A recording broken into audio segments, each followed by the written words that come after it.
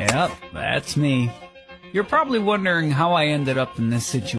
Hello guys, this is my first project in JavaScript.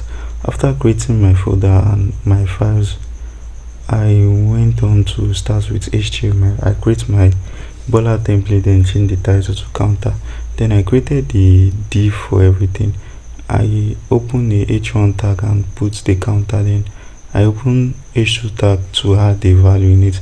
Then I created a div for those buttons, the decrease button, the reset button, and the increase button. So I need to add value to it so it could be easy for me to locate in JavaScript.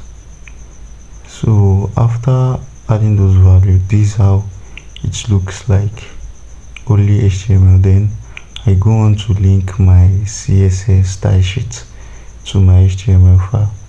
So after linking it together, then I move on to add the Bola template to my CSS files.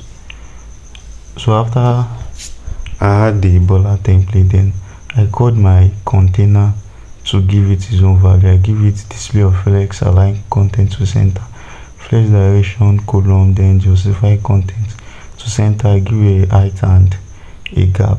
After giving all those values, it will look like so. I move on to change the h2, the count, that the number, how it will look like. Then I change it to a bigger size.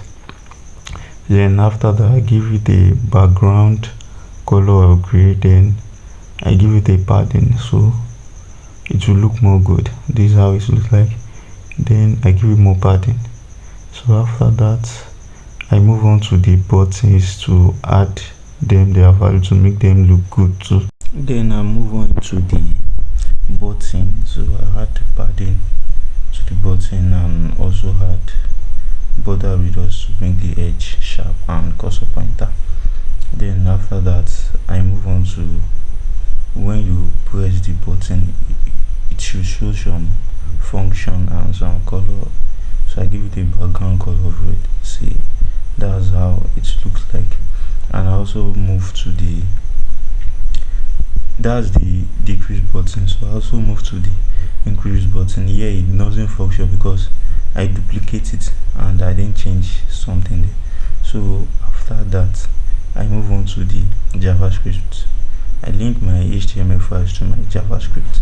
So after doing that, I add the variable declaration keys and I assign everything as it should be.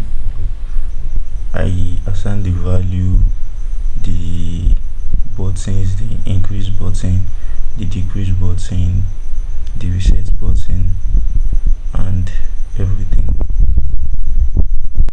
So after doing that, I go on to call my values.